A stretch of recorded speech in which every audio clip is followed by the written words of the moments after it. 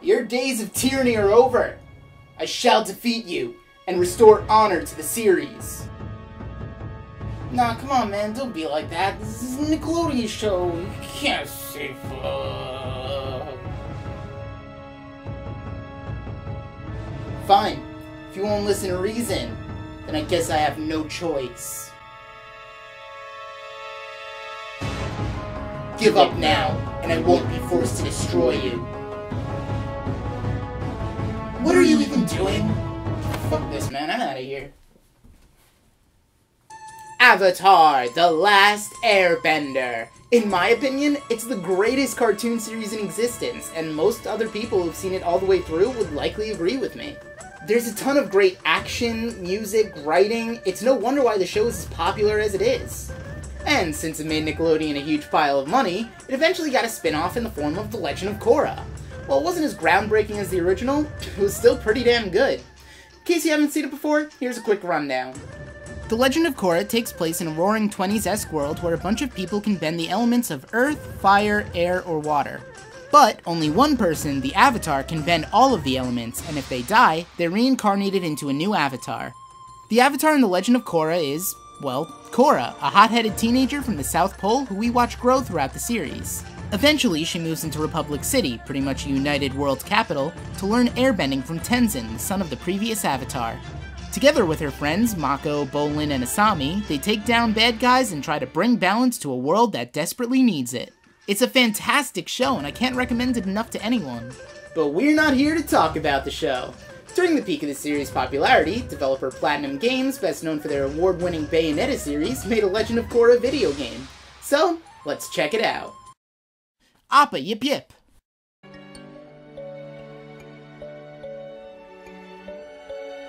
When you first start a new game, you get to watch the intro to the show as well as a few 2D cutscenes animated in the same style, which immediately gives you the feeling that you're watching a new episode of Korra. While it might not sound that exciting, it's a good way to get the player immersed into the experience. So the plot goes a little something like this. One night, while walking home from a pro bending match, Korra gets ambushed by a group of chi blockers being led by a mysterious old man. Gotta say, the fact that we're not even 5 minutes in and Korra's already knocked unconscious? Pretty accurate to what happens in the show. Anyway, she wakes up only to find that her bending is completely blocked, and now Korra must find a way to restore her bending and learn what it is that the old man is after. Along the way, not a whole lot else happens. One of the most disappointing aspects of the game is that there are barely any characters from the series. Some of my favorite characters, Asami, Lin, even Tenzin, don't actually make appearances, and Mako and Bolin are only there for like 3 minutes. The only characters who are there for the whole ride are Korra and Jinora, the latter of which only appears whenever Korra relearns her bending. I honestly wouldn't have cared if they put other characters in without voiced roles, just having them appear in game would have been awesome. The gameplay, for the most part, is pretty solid. It's a third-person action game, which is what Platinum does best. Controlling the different types of bending is also a blast, as each element is good for a different playstyle. Waterbending is good for long-range combat, firebending is great for close range, earthbending is slow but deals a ton of damage, and airbending is just plain overpowered. Seriously, look at this shit! Why would I ever want to use anything else?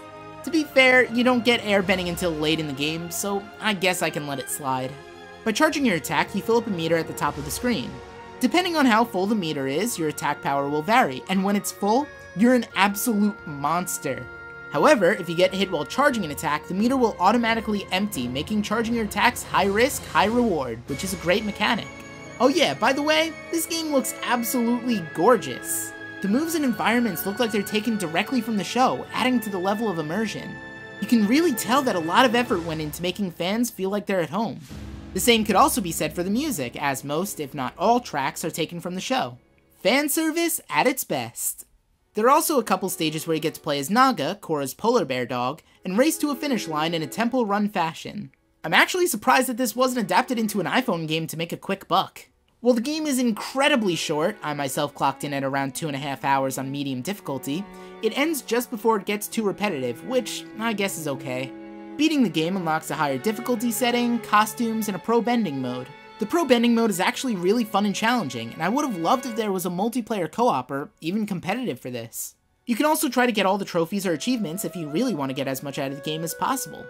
Overall, for $15, I'd say it's a fair buy if you're into Legend of Korra, and if you see this game on sale, then I definitely recommend you pick it up. Now there's one more thing I want to talk about with this game, but before I do, there's another man on the boat I need to address. You see, this isn't the only Legend of Korra game out there. Around the same time, developer Webfoot Technologies, best known for their Dragon Ball Z Legacy of Goku series, released The Legend of Korra, A New Era Begins for Nintendo 3DS. Let's take a look.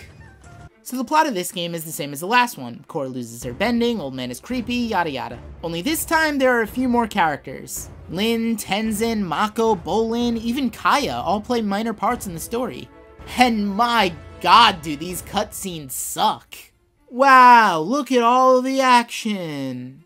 It's weird, the 3DS is definitely capable of playing the same 2D cutscenes as the last game, but for whatever reason, all we get are these still images bouncing across the screen. I'm pretty sure that even the Game Boy Advance is actually capable of handling this. They even took still frames from those cutscenes and put them in a slideshow. What's the point? It just looks stupid. As far as gameplay goes, it's the most basic form of a tactical RPG. You control character units, move them a few spaces, attack whoever's in your range, and try to hit whoever you have a type advantage against. Then a 10-second animation of your character attacking the enemy plays. It's nice when you first see the attack play out, but you're gonna want to turn animations off, as it does kinda get old quickly. I guess this game might be for kids who have never played a strategy game before, which would explain the lack of depth in combat. After each level, you're given a medal rank depending on whether or not you met the bonus conditions. There are about 15 levels in the game, but each one can take you about 20 minutes or so to complete, and on the harder of two difficulties, it took me around 6 hours to finish the entire game. And what do you get for beating it? Nothing. You can't even go back and play the previous levels to try and increase your rank. You're stuck with whatever you get the first time through. By the time I beat the game, all my characters were already at the maximum level cap of 15, so there was really nothing left to do. There is zero replayability here. So long story short, if you're a fan of tactical RPGs and Legend of Korra, then I highly recommend you never get this game. This is a complete mockery to both of those things. In fact, I'm surprised I haven't lit mine on fire yet. Oh, never mind, there it goes. Alright, now there's one thing left I want to talk about with these games. Normally I wouldn't do it on the show, but I feel like in order to truly get across how I feel about them, I'm gonna have to talk about the ending. I'm not going to spoil anything about the show, but if you want to avoid spoilers about the ending of the games, then go ahead and skip to this point in the video. Although, it's not really that great of a story anyway, so if you haven't played the games already, I wouldn't be too worried. So the ending for both games goes like this. Korra, after relearning all of her bending, goes into the spirit world to confront the old man who we learn is named Hundun. He reveals that thousands of years ago, a previous avatar injured his conjoined brother, forcing Hundun to retreat into the spirit world seeking immortality, and now he wants to get his revenge on the new avatar. My problem with this? That wasn't just a summary. That was the entire explanation. This raises more questions than it answers. Who was the avatar that injured his brother? What did Hundun do to piss off the avatar? Does his brother have a name? How did he become immortal? Nothing is ever explained. Quite possibly the best part of The Legend of Korra, and even Avatar The Last Airbender, was the storytelling. Every important character has a valid reason for doing what they do, and then this guy comes along with his vague backstory and confusing motives, which makes him easy to forget and much less interesting. It seems like the writers put all their effort into explaining what happened, as opposed to why it happened.